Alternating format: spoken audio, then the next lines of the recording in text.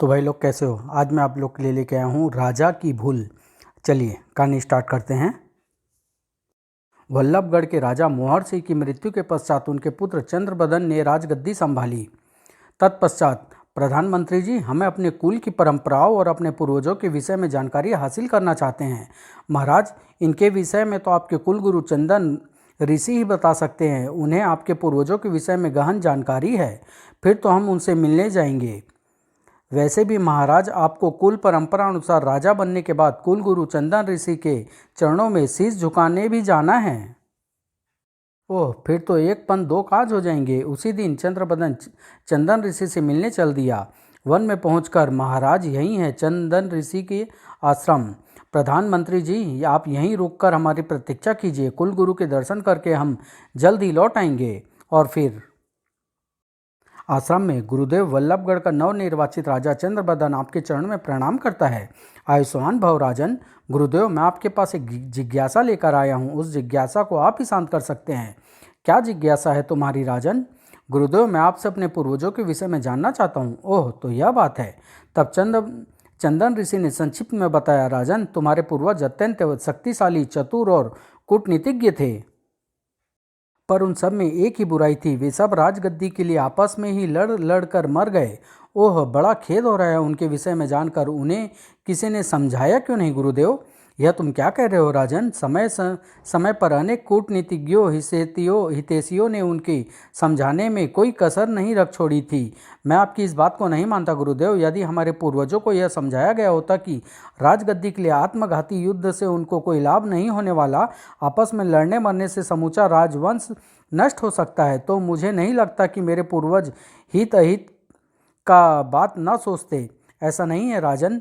सच तो यह है कि होनी बलवान होती है। मानव का कर्म और विवेक एक निश्चित सीमा तक ही उनकी रक्षा करता है, किंतु होनी को रोकना मानव के वश में नहीं है।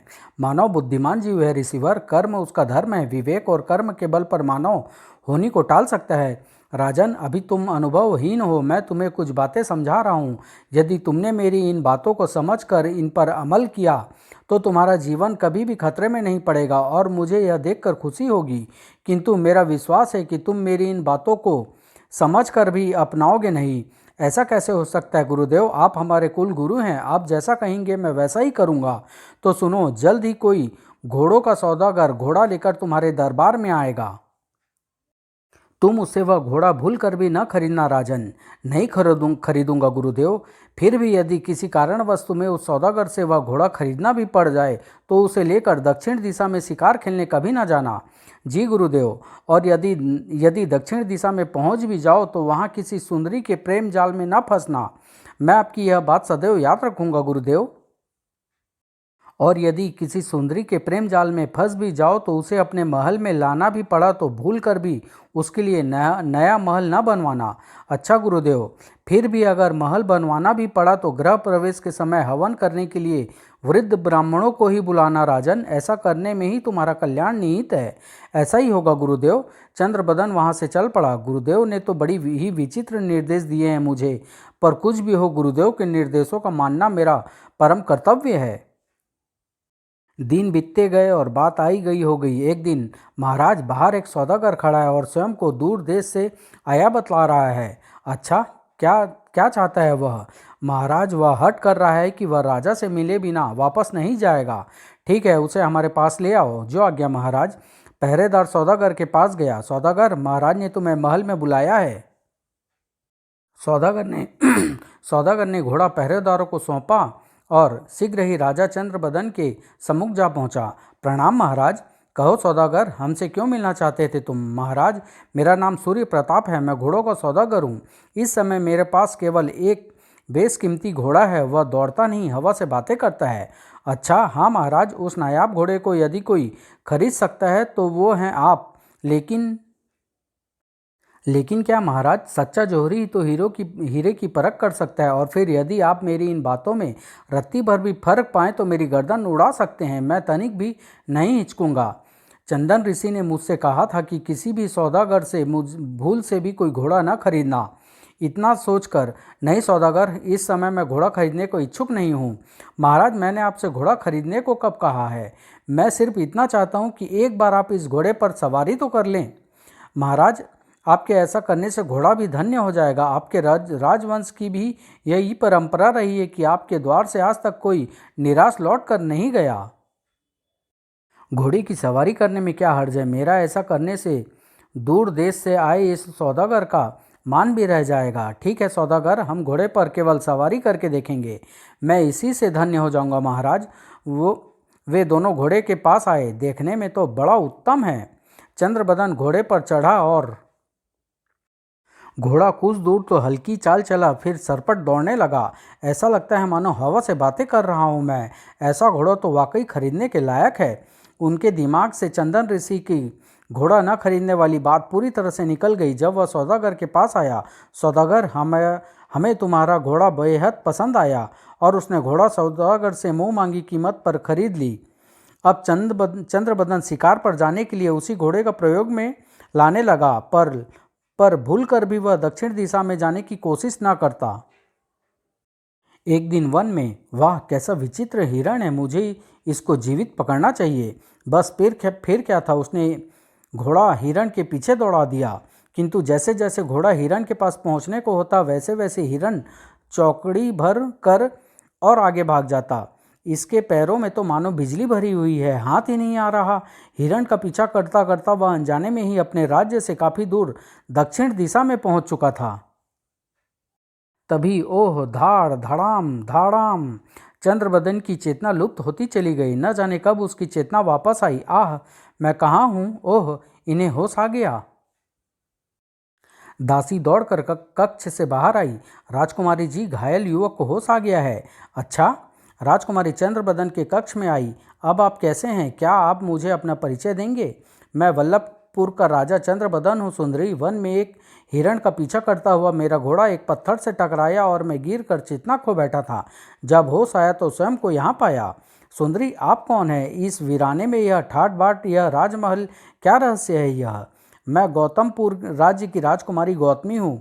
यह महल मेरा पिता का है। मैं वन में जब भी आखेट के लिए जाते थे तो इसी महल में ठहरते थे। लेकिन अब इस महल में केवल मैं दास दासियों के साथ रहती हूँ राजन। इस निर्जन वन में केवल दास दासियों के साथ तुम्हारा रहना मेरे मन में कौतूहल जगा रहा है। तुम अवश्य किसी राज्य से निर्वासित हो। आपने ठीक पहचाना राजन, पर यह निर्वासन मैंने स्वेच्छा से लिया है। क्यों? ऐसी क्या आवश्यकता पड़ी थी राजकुमारी? और फिर तुम तो परम सुंदरी हो। आवश्यकता थी राजन, तभी तो मैंने निर्वासन का वर्ण किया। लेकिन क्यों? तो सुनिए, मैंने अपने पिता द्वारा तय किए गए वर को अस्वीकृत कर दिया था और एकांतवास मांगकर अपना वर स्वयं खोजने की जीत की थी। ओह, तो तुम्हारी खोज पूरी हुई नहीं अब तक? ऐसी बात नहीं है राजन, मुझे मेरी मंजिल मिल चुकी है। फिर भी एकांतवास में रह रही हो? अब नहीं रहूंगी राजन। क्या मतलब? राजन, आपको देखा तो लगा जैसे मैं आपकी ही प्रतीक्षा में एकांतवास काट रही थी। क्या? हाँ राजन, मैंने अपने वर की जो कल्पना की थी वह आपको देखते ही साकार हो गई। पुष्ट शरीर, चौड़े मजबूत कंधे, लंबी भुजाएं और दमकता तेज। सचमुच आप ही मेरी मंजिल है राजन। आप मेरी युगों युगों के साथी है, मेरे सपनों के देवता हैं। ओह, इस प्रेम पाशा में बंधकर मैं स्वयं को धन्य मान रहा हूँ। कुछ क्षण बाद, अरे, मैं इस भावुकता में तो भूल ही गई थी कि आप थके हुए हैं, आपको विश्राम की आवश्यकता है। हाँ, आराम करूँगा, पर तुम अब मेरे साथ रहोगी। यह तो मेरा सौभाग्य होगा राजन। और फिर यह क्या गौतमी, तुम मेरे पैर दबाओगी?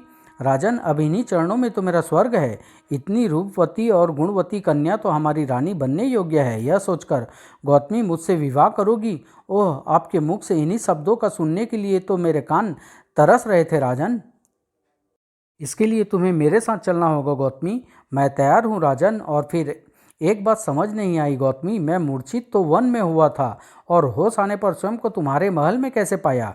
ओह, बहुत भोले आप राजन, इतनी सी बात भी समझ नहीं आई। मेरे दास दासियों के साथ मैं वन भ्रमण पर निकली थी, राह में आपको मूर्छित देखा तो महल में उठवा लाई। ओह, शीघ्र ही उन्होंने वल्लभपुर की सीमा में प्रवेश किया।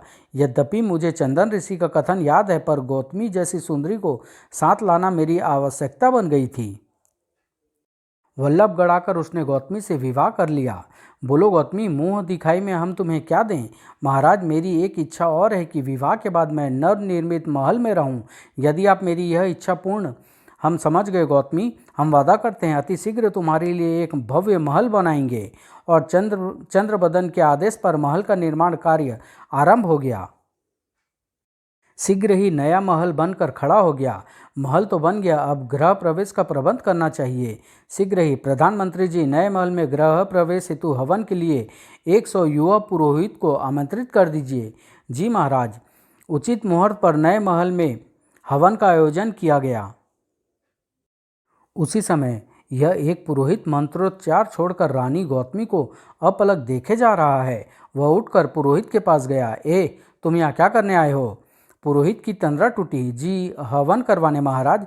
फिर मंत्रोच्चारण छोड़कर तुम हमारी रानी को क्यों घूर रहे हो? क्षमा करें महाराज, महारानी गौतमी ही घूरने लायक है। क्या मतलब? महारानी गौतमी इतनी सुंदर है कि कोई भी उनकी ओर बरबस आकृष्ट हो सकता है। तेरी यह मजाल। क्रोध में कांपते चंद्रबदन ने तलवार म्यान से खींची और खचाक, आह ओह! महाराज, आपने यह क्या अनर्थ कर डाला? एक ब्राह्मण पुत्र की हत्या की। अब हम इस हवन को पूर्ण नहीं कराएंगे। जैसे ही वे सब जाने लगे, रुक जाओ सब। सब जहाँ के तहाँ रुक गए। तुम लोगों की इतनी हिम्मत, हमारा हवन अधूरा छोड़कर जा रहे हो? ओह! अगले ही पल खच, उह, आह आह आह! शीघ्र ही उसने सारे पुरोहितों को मार गिराया। आपने यह क्या किया महाराज? चंद्रबदन को ब्रह्मा हत्याओं का साप लगा और वह तुरंत ही कोढ़ी हो गया। ओह! यह क्या मुझे का कोढ़ हो गया? महाराज, लगता है ब्रह्म हत्या के कारण आपकी यह दुर्दशा हुई है। आप कोढ़ी हो गए हैं महाराज, इसलिए अब मैं आपके पास एक पल भी नहीं रह सकती। यह तुम क्या कह रही हो गौतमी? तुम तो मेरे पुष्ट शरीर, चौड़े कंधे, लंबी भुजाओं और चौड़े माथे की प्रशंसक थी। जिन अंगों की मैं प्रशंसक थी, आज उनसे कोढ़ चू रहा है महाराज, और कोढ़ी से सदैव दूर रहना चाहिए। ओह! मैं चली महाराज। अब पुनः किसी सुयोग्य वर की खोज में मुझे वन में स्थित अपने उसी एकांत महल में जाना होगा। गौतमी, स्त्री के रूप में तू नागिन है। तेरे कारण ही मेरी यह दशा हुई है और तू ही मुझे छोड़कर जा रही है। मत जा गौतमी, मत जा। मगर गौतमी ने उसकी एक न सुनी और वहाँ से चली गई। गौतमी, गौतमी। उधर चंदन ऋषि के आश्रम में गुरुवर, कुछ सुना अपने? राजा चंद्रबदन को कोढ़ हो गया है। यह तो होना ही था। चंदन ऋषि उसी समय वल्लभपुर पहुँचे। कहो राजन, क्या हालचाल है? गुरुदेव, मेरी दुर्दशा तो आप देख ही रहे हैं। मुझे कोढ़ हो गया है महाराज। मेरे पाप उदय हुए हैं। राजन, मैंने तुम्हें समझाया था ना कि सौदागर से घोड़ा न खरीदना। यदि खरीद भी लो तो दक्षिण दिशा में न जाना, और यदि जाओ भी तो किसी सुंदरी के जाल में न फंसना। गुरुदेव, यहाँ तक तो मुझे आपकी कही हुई बातें याद आती रही। आगे मैं सब कुछ भूल गया। मैंने गौतमी के साथ विवाह किया, उसके लिए नया महल बनवाया और गृह प्रवेश के समय युवा पुरोहितों को बुलवाया। इन सब बातों के लिए आपने मना किया था। मैंने आपका कहा नहीं माना।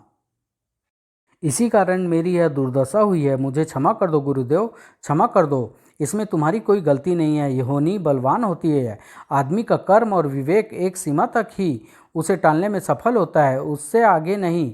तुम्हारा और तुम्हारे पूर्वजों के साथ भी यही हुआ था।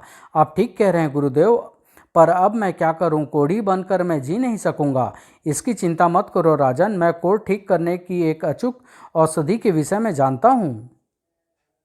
चंदन ऋषि चंद्रबदन के उपचार में जुट गया। इस औषधि के प्रयोग से तुम पूर्णतः स्वस्थ हो जाओगे। घबराओ नहीं राजन, तुम्हें स्वस्थ होकर अभी काफ़ी दिनों तक जनता की सेवा करनी है। 10 दिन बाद ही गुरुदेव, आपकी कृपा से मैं बिल्कुल स्वस्थ हो गया हूँ। अब चंद्रबदन की विचारधारा बदल गई। मनुष्य अपने विवेक और कर्म से सब कुछ कर सकता है, पर होनी को नहीं टाल सकता। समाप्त।